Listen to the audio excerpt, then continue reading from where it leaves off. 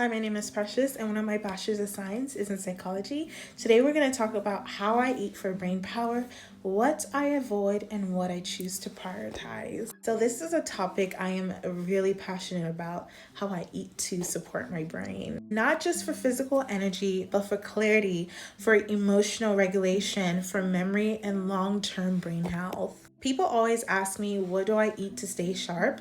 And it's not about what I eat, although that's important, but it's also about what I choose to avoid. Because the truth is, the food we choose either nourishes our brains or it drains our brain. To start this video off, let's talk about why brain nutrition matters. A lot of people actually don't know this, but your brain only weighs about 2% of your body weight. However, it uses over 20% of your daily energy. This is such a huge demand, but it makes sense because our brain is constantly processing information, regulating our hormones, controlling our emotions, controlling our movement, and storing memories, and so much more. This makes sense as to why what we feed it has a massive impact on how we feel and also how we function. The brain is incredibly sensitive to inflammation, oxidative stress, and also blood sugar fluctuation. These are all influenced by your diet. The food you eat can either reduce brain fog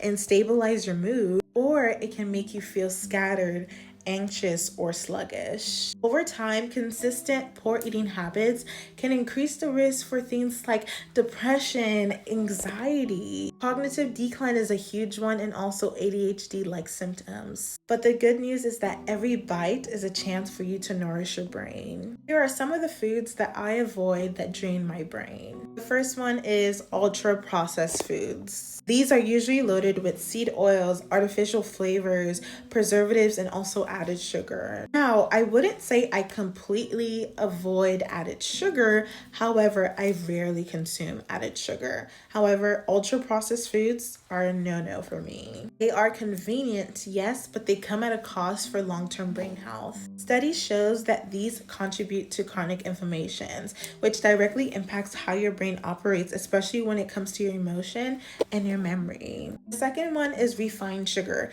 And no, I'm not talking about natural sugar from fruits or raw honey. I mean added sugar. Too much sugar spikes blood glucose, which causes a crash that messes with your attention and your mood. When I used to eat a lot of refined sugar, I noticed that I was more anxious and more sluggish and also more unproductive. The third one is artificial sweeteners. Things like aspartame may seem like better options, but they may disrupt your gut bacteria and also interfere with dopamine signaling. For someone like me who values mental clarity, honestly, it's just not worth the risk. The fourth one is trans fats and industrial seed oils. Canola, soybean, corn oils. These are highly processed and oxidize easily. They've been linked to memory problems and mood instability. So I tend to stick with fats that I would cook with myself. So things like olive oil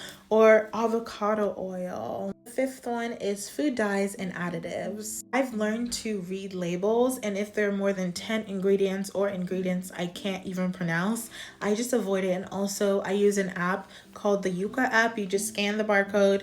It's super easy for me to analyze the ingredients that's in my food. So now here's the fun part. Here's the food I've prioritized that fuels my body and also fuels my brain. The first one is healthy fat. Your brain is mostly made of fats, so high quality fats are non-negotiables. I eat wild caught salmons for omega-3. It has to be wild caught, it's very important.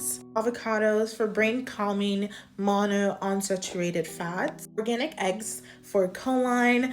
Nuts and seeds like almonds, cashew nuts, things of that sort. Also, chia seed is so important, but when I take chia seed, I always soak it in water. So the ratio is 1 to 10. So if you use 1 tablespoon of chia seed, soak it in 10 tablespoons of water. The second food I prioritize is colorful vegetables. I try to eat the rainbow every day.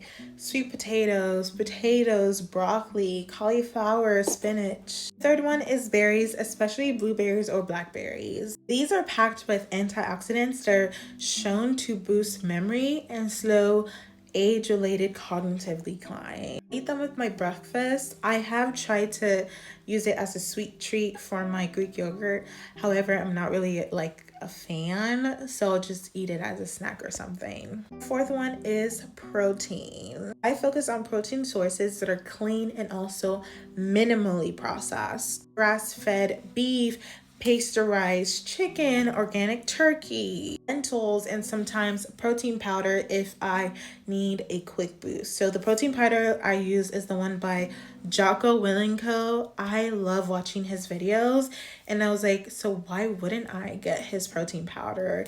And it doesn't have additives or preservatives in it, so I really like it. Protein helps stabilize blood sugar and also supports neurotransmitter production. The fifth one is fermented foods. Foods like kimchi and plain Greek yogurt that support gut health. When your gut is healthy, your mind is clearer and calmer. The sixth one is hydration, and I can't stress this enough, but hydration is so important. Dehydration, even mild dehydration, shrinks your brain volume. I aim for half of my body weight in ounces for when it comes to water every single day. Okay, so here are some of my daily brain boosting eating habits. Honestly, not just what I eat, but also how I eat that makes a difference. I've built habits around eating that helps me stay consistent and in tune with my body. I eat mindfully, so I don't scroll. I'm not checking my emails when I'm eating.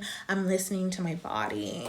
I chew slowly to support digestion and allow my brain to register whether or not I'm full. I prep my meals in advance so I'm not tempted to reach or order food that is processed and convenient. So because I meal prep, my food is always ready and I can just warm it up and eat it. I don't eat late at night because I've noticed that it affects my sleep, and also if I'm not careful, I'll eat like 3,000 calories at night, and I don't want that. I also eat to nourish, not just to fill a void. So I used to eat out of boredom or when I was stressed, and now I pause and ask myself, am I really hungry? Or am I just bored and tired? And even in the past, I also noticed that when I was super sad, I would like eat stuff. So now when I'm sad, I pray, I journal. Sometimes I don't pray all the time. I'm not perfect, but I try to journal. I try to walk or get my mind in a calmer state, and then try to figure out whether or not I'm actually hungry or I'm just eating to make me feel better. I also listen to how my body reacts after I eat. So I cut off ultra processed foods. I eat organic. I eat healthy, whole, nutrient rich foods.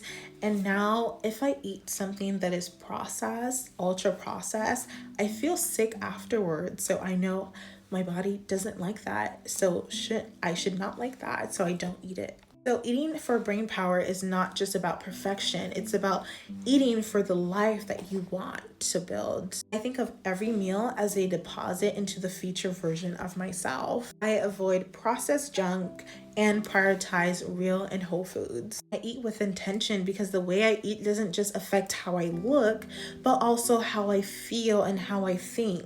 If you've been feeling mentally sluggish and tired all the time, I challenge you to take a look at your plate. I bet you small changes can make such a huge difference. That is all for this video. Thank you for watching. Let me know if you have any questions, comments, or concerns, and let me know if there's anything that you'd like me to further expand on. Bye, guys.